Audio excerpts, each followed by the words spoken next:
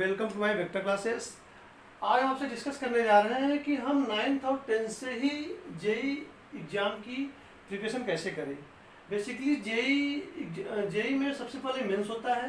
Mains exam में जो 2.5 लाख के अंदर जिनकी रैंक रहती है वो बच्चे एलिजिबल होते हैं जेई एडवांस देने के लिए।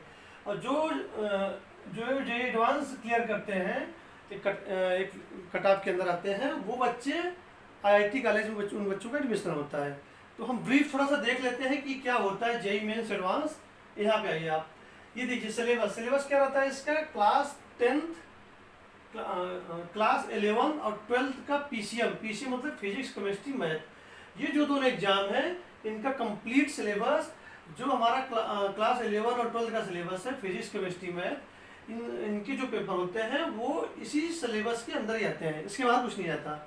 और अटेम्प्ट की बात करें तो जो जेई एडवांस होता है वो हम केवल 2 बार दे सकते हैं, एक 12th और एक आफ्टर 12th। और जेई मेंस को हम 3 बार दे सकते हैं, ठीक है।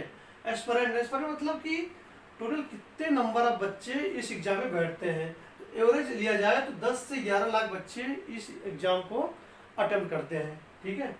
और सबसे पहले फिर इसके बाद आते हैं हम कि आईआईटी, कितने आईआईटी कॉलेज हैं इंडिया में। टोटल 23 आईआईटी कॉलेज हैं।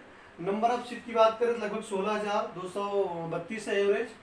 और ये आईआईटी कॉलेज का हम थोड़ा पैकेज की बात करें कि बच्चे आईआईटी में इतना जाने के लिए क्यों परेशान रहते हैं, उनके गार्जियन क्यों परेशान रहते हैं कि हमारा बच्चा आईआईटी करे।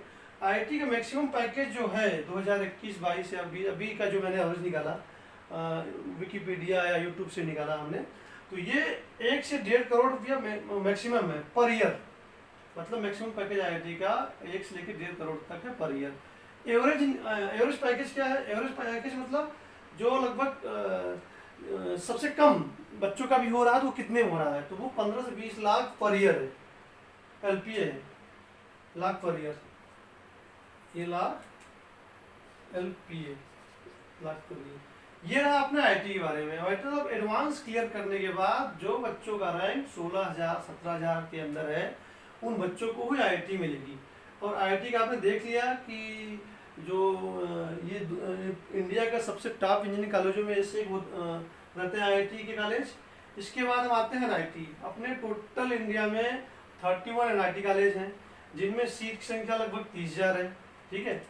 और इसका एवरेज पैकेज यदि एनआईटी की बात करें तो मैक्सिमम 50 से 60 लाख के बीच रहता है। और एवरेज पैकेज रहता है 8 से 10 लाख। मतलब जो कम से कम बच्चों का प्लेसमेंट हो रहा है तो वो 8 से 10 लाख का पैकेज रहता है।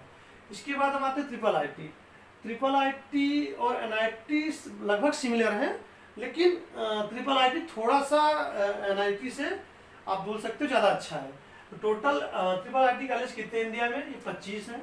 नंबर ऑफ सीट मतलब 6,000 लगभग है। इसकी बात करें तो मैक्सिमम पैकेज इसका भी 50 से 60 लाख रहता है। इसका थोड़ा सा अच्छा हो सकता है। और एवरेज पैकेज की बात करें तो एनआईटी से ज़्यादा पैकेज आता है। क्योंकि फीस की बात करें तो एनआईटी से ज़्यादा फीस रहता है ट्रिपल आईटी की, ठीक है। ये रहा अपना आईटी एनआईटी ट्रिपल आईटी के बारे में।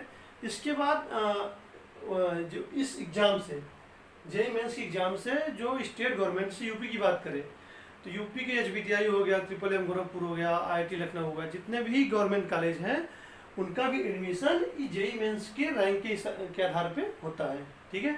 ठीक है बच्चों, अब हम डिस्कस करने जा रहे हैं कि हम 9th और 10th में कौन सा बुक रिफ़र करें।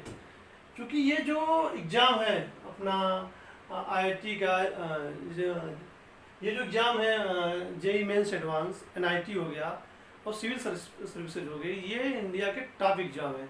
तो इनकी तैयारी के लिए हमारे पास सबसे पहले टाइम अच्छा होना चाहिए। हम जो अभी कल्चर फैला हुआ है, अभी आप देखोगे तो बहुत सारे कोटा हो गया और दिल्ली हो गया और बॉम्बे, जो जितने महानगर हैं उन सब में इवन 6th क्लास से ही इस एग्ज़ाम को ध्यान में रखते हुए सिलेबस और तैयारियां चालू है बच्चों के।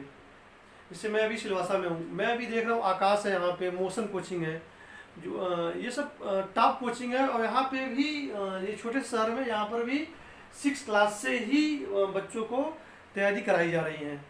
अब सोचिए जो गांव में है, जिनको मालूम नहीं कुछ कि ये कैसे करना है, ये चीज़ें क्या है, तो उन बच्चों का कंपटीशन, वो यदि 11th-12th में आते हैं तो उन बच्चों का कंपटीशन जो वेल प्लान और वेल स्टडी बच्चे हैं किए हुए, उनके साथ है।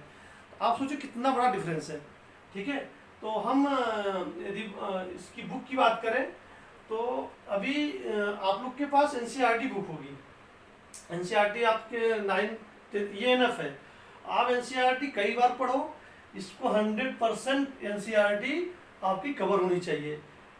इसके बाद आप मैथ के लिए आर डी शर्मा ले सकते हो। मैथ के लिए 9th-10th की आर डी शर्मा आती है।